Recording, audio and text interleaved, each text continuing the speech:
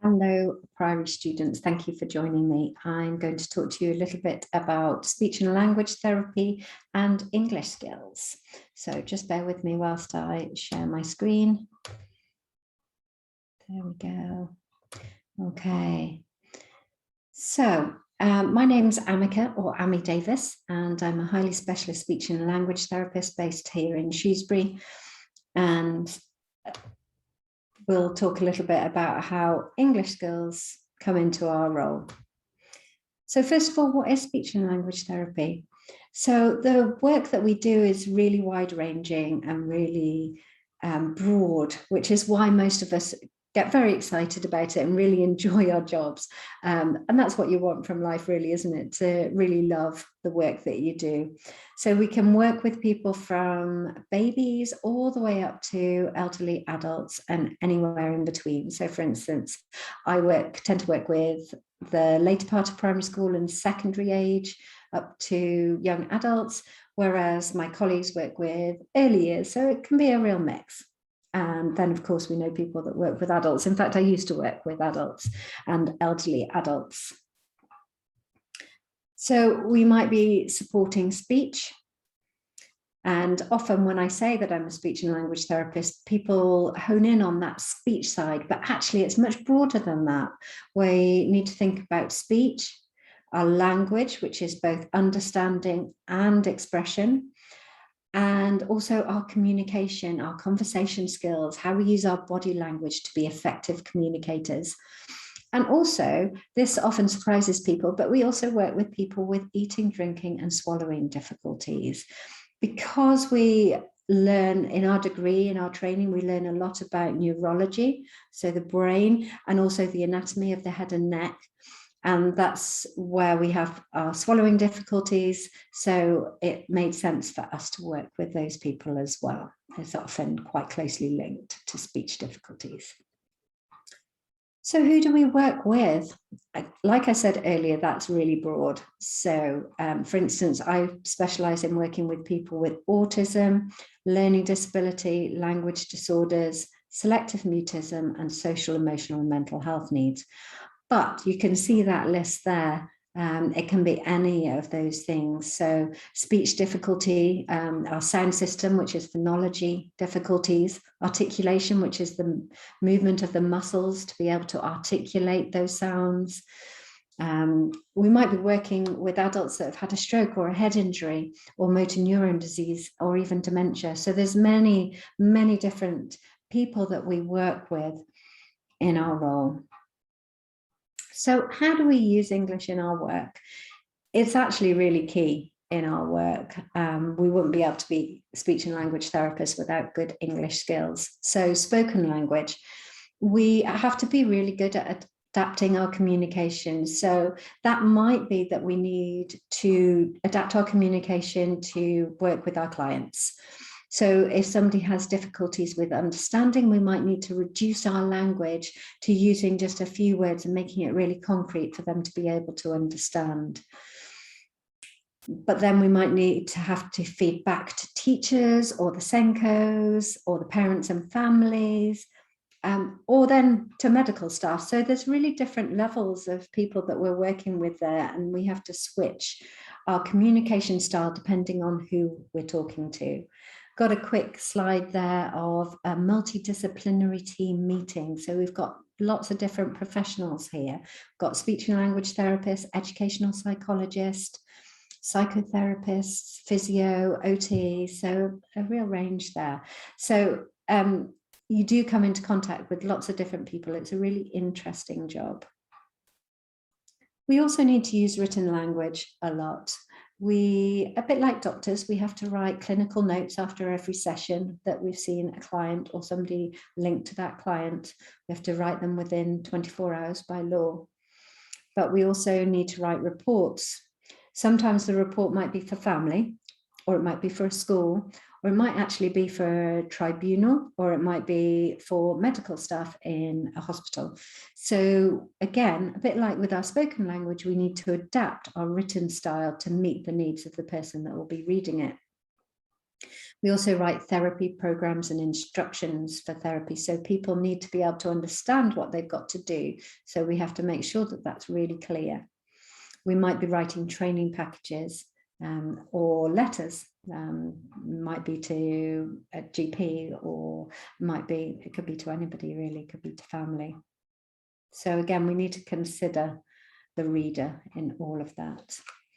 So when I went to university, I was quite shy initially, and the thought of presenting used to fill me with dread. So don't worry if you feel like that at the moment. The more that you learn about a topic and a subject, the more confident you feel in presenting, and the more you try it and the more that you practice, it gets much easier. And now I do an awful lot of training presentations. So training sessions, they might be online or they might be face-to-face. After COVID, we're finally getting back to face-to-face training, which is great. It might be running webinars. I recently ran one about using animal-assisted therapy. So I work with Bobby, the therapy dog, my little therapy dog, which you'll see in the video at the end.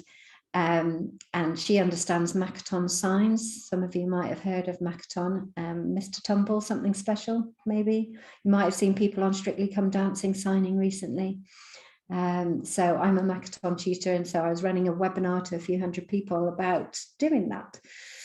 It might be online, as I said, online training, or even presenting at a conference. If we've done an interesting piece of research or a piece of work that we want to present to other speech and language therapists, we might go and share that. And like I said earlier, that the thought of doing that when I first qualified was horrible, but now I love it, do an awful lot of it. Okay. Some speech and language therapists get involved in research, and again, this can be diverse, as our jobs are really diverse. So there's lots of different reasons. Okay. This is one area that I really didn't think I would need to get involved with. So business and marketing. So if I was working for the NHS, I wouldn't have to think about this, but I'm now a businesswoman as well as being a speech and language therapist. So we do need to think about marketing and how to present that information to other people, to the public, to get them interested, get them thinking about it. And that also is the case for raising awareness about speech and language therapy too. So some people, I talked about lots of speech and language needs. Often we get involved in other ways of communicating and supporting people, either with unclear speech that need a backup to that unclear speech, or as an alternative to speech. So we might need to use signs like Makaton signs, as I was explaining before. It might be symbols or pictures to help them communicate effectively. Sometimes we'll use technology. Some of you might have heard of Stephen Hawking. He used to use an eye gaze device where you have a little infrared camera at the bottom of the device and you look towards either some writing, a symbol, whatever it is, however you understand, and then it will speak that message for you. So technology is amazing in speech and language therapy, but it's another way that we need to use our English skills. Okay, so just to finish off, I'm going to show you a little video, which is just a little tiny little snapshot. I will fast forward a bit in the middle so that I don't keep you too long, because I know you haven't got long to watch this video. So it just gives you a tiny little bit of information about what we do, and you can see a little video of Bobby, the therapy dog, reacting to some signs and some hand signals.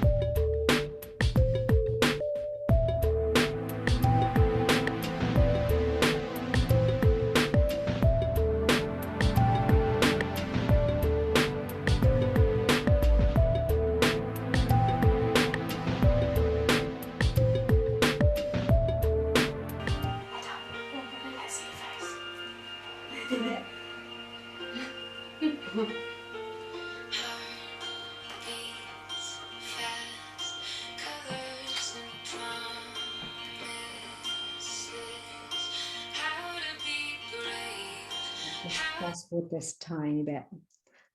The lovely Poppy using her sign.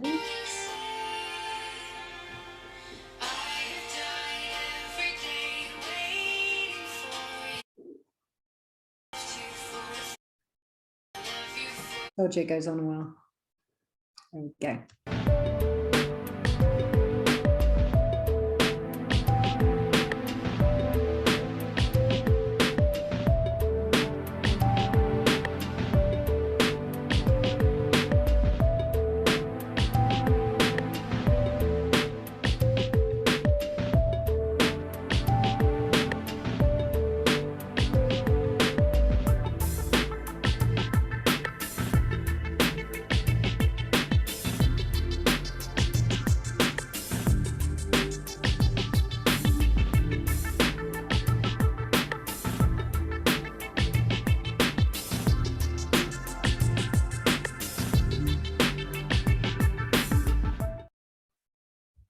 Okay, so hopefully that gave you a bit of an insight into some of the work that we do, particularly when we're working with young people or adolescents. So it's always fun. We always try and incorporate lots of fun in there, but hopefully you will have seen Bobby the therapy dog reacting to the sign for to sit. So yeah, she knows a lot more signs now. That's when she was quite little. But anyway, I digress. So thank you so much for spending a bit of time watching this, and hopefully it's given you an idea of how speech and language therapists use English in their everyday working lives. Okay, thank you. Bye.